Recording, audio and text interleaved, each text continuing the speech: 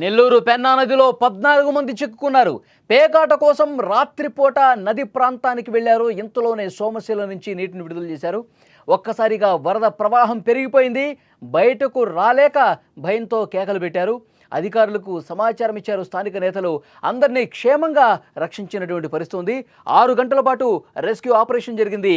పోలీసుల భయంతో వాళ్ళు పరుగులు పెట్టినటువంటి పరిస్థితి ఉంది.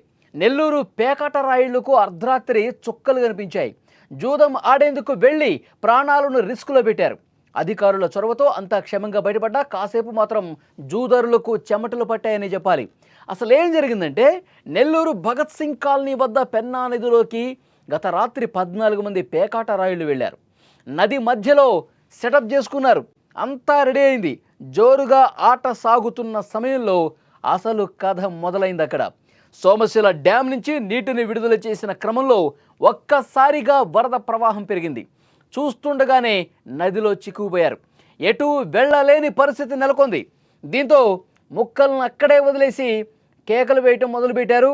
మమ్మల్ని కాపాడండి, రక్షించండి, ఇక్కడి నుంచి బయటకు తీసుకురండి అంటూ వేడుకున్నారు. సమాచారం అందుకున్న స్థానిక నేతలు అధికారులకు సమాచారం ఇవ్వడంతో అగ్నిమాపక సిబ్బంది, నవాపేట పోలీసులు, రెవెన్యూ బృందాలు రంగంలోకి దిగాయి.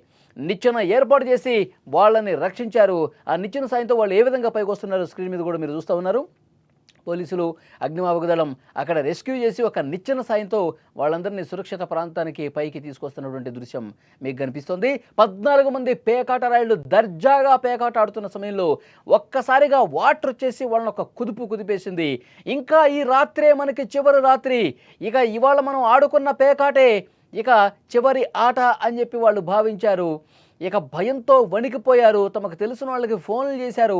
వాళ్ళ ద్వారా నాయకులకు ఫోన్ చేసి, పోలీసులకు ఫోన్ చేసి అక్కడికి చేరుకున్న తర్వాత రెస్క్యూ చేసి ఎట్టకేలకు వాళ్ళని కాపాడిన పరిస్థితుంది. ముందుగా ఓ 9 మందిని బయటకు తీశారు. అయితే మిగిలిన వాళ్ళు పోలీసుల భయంతో పరుగుపెట్టినట్టుగా తెలుస్తోంది. వాళ్ళని కిందకి దిగి గాలించే పరిస్థితుంది. మైకులో పిలిచినా రాకుండా అధికారులకు ఇబ్బందులు కలిగించారు కొంతమంది. చివరికి వారు కూడా క్షేమంగానే ఉన్నట్టు సమాచారం. మొత్తంగా 6 గంటల పాటు ఈ రెస్క్యూ కొనసాగింది. ఈ ఘటనపై మంత్రి నారాయణ ఎప్పటికప్పుడు ఆరా తీయడంతో పాటు అధికారులతో మాట్లాడారు. ఈ సంఘటనకు సంబంధించిన వీడియో కావచ్చు, ఫోటోలు ప్రస్తుతం వైరల్ అవుతున్నాయి. విజువల్స్లో కూడా మీరు స్క్రీన్ చూడొచ్చు. అంటే పేకాట ఆడటానికి నది మధ్యలోకి వెళ్ళి దర్జాగా ఆడుతున్న సమయంలో సోమశిల నుంచి ఒక్కసారిగా వాటర్ రావడంతో వాళ్ళు భయంతో వణికిపోయారు. ఏ విధంగా అక్కడ రెస్క్యూ జరుగుతుందో మనం చూసాం. 6 గంటల పాటు శ్రమించారండి. 1 కాదు 2 కాదు, ఒక పెద్ద నిచ్చెన తీసుకొచ్చి వాళ్ళని ఆ నిచ్చెన సాయంతో ఒక్కొక్కళ్ళని ఏ విధంగా ఎక్కిస్తున్నారో కూడా మనం చాలా స్పష్టంగా విజువల్ చూస్తే అర్థమవుతుంది. అంటే పేకాట రాయుళ్ళు తాము ఆటలో పడిపోయి, జూదానికి అలవాటు పడిపోయి ఇష్టారీతిన వ్యవహరిస్తున్నటువంటి పరిస్థితి ఉంది. వాళ్ళు నది మధ్యలోకి వెళ్ళిపోయి ఆడుతూ ఉన్నారు. అది కూడా రాత్రి సమయంలో. ఇక్కడ పోలీసుల కళ్ళు కప్పడం కోసమే. పోలీసులు బయట ప్రాంతాల్లో ఎక్కడైనా బహిరంగ ప్రదేశాల్లో పేకాట ఆడారనుకోండి, పోలీసులకు తెలిసిపోతుంది. వాళ్ళు వెంటనే వాళ్ళ ఆట కట్టిస్తారు, వాళ్ళని అరెస్ట్ చేస్తారు, లోపలేస్తారు. పోలీసులకి కంటపడకుండా మనం ఏం చేయాలి అంటే ఈ విధంగా నదీ పరివాహక ప్రాంతాల్లో ఇటువైపు అసలు ఎవరూ కూడా రారు. ఏ మనిషి కూడా, మనం ఆడుకునే 14 మందే ఉంటాం, ఏ ఒక్కడు కూడా ఇటువైపు రాడు, పోలీసులు అసలే రాడని చెప్పి నిర్ధారించుకున్న తర్వాత ఇలాంటి ప్రదేశాలకి నది మధ్యలోకి పోయి పేకాట ఆడుతూ ఉంటారు. ఇప్పుడేమైంది, సోమశిల నుంచి వాటర్ వదలటంతో ఒక్కసారిగా పేకాట రాయిళ్ళు వెన్నులో వణుకు మొదలైంది. ఇక ఈ వాటర్ అంతకంతకు పెరిగిపోతున్నాయి. బయటకు రాలేకపోతున్నారు. ఈ రాత్రే మనకి చివరి రాత్రి అని భయపడిపోయి వాళ్ళు తమ స్నేహితులకి, ఊళ్ళో ఉన్న వాళ్ళకి ఫోన్ చేస్తే వాళ్ళ సాయంతో ఈ అధికారులకి సమాచారం తెలిసిన వెంటనే వాళ్ళని కాపాడే ప్రయత్నం చేశారు. అంటే పోలీసుల నుంచి తప్పించుకుందామనుకునే వాళ్ళు పోలీసుల కంటపడకుండా హ్యాపీగా మనం పేకాట ఆడుకుందాం అనుకున్నటువంటి పేకాట రాయిళ్ళు మళ్ళీ అదే పోలీసులు వచ్చి వాళ్ళని కాపాడాల్సినటువంటి పరిస్థితి ఏర్పడింది. చూడండి.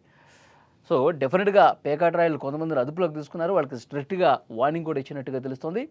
మంత్రి నారాయణ కూడా ఎప్పటికప్పుడు, ఇది నెల్లూరులో జరిగినటువంటి ఘటన కాబట్టి అక్కడ స్థానికంగా ఉన్నటువంటి పరిస్థితుల్ని పోలీసు అధికారుల నుంచి ఇన్ఫర్మేషన్ తెప్పించుకుని వాళ్ళని సురక్షితంగా రక్షించారా లేదా, వాళ్ళు సేఫ్గా వచ్చారా లేదా, ఇంకెవరైనా మిస్ అయ్యారా లేదా, అందరినీ కాపాడిన తర్వాత మళ్ళీ ఒకసారి చెక్ చేయండి అని చెప్పి 1కి 2 సార్లు పరిశీలించిన తర్వాత ఊపిరి పీల్చుకునే పరిస్థితుంది. ఎందుకంటే వాటరు 1 గంట వ్యవధిలోనే విపరీతంగా వచ్చేసినాయి. వాళ్ళని ఇంకా వాటర్ ఎక్కువైపోతే వాళ్ళు కాపాడలేని పరిస్థితి ఉంటుంది. సో 6 గంటల పాటు శ్రమించారండి. 6 గంటల పాటు శ్రమించి ఆ పేకాట రాయుల్ని పోలీసులు సేఫ్‌గా బయటకు తీసుకొచ్చారు. నిచ్చెన సాయంతో తీసుకొచ్చిన పరిస్థితి ఉంది. విజువల్స్‌లో ఆ రెస్క్యూ దృశ్యాలు చూస్తున్నారు.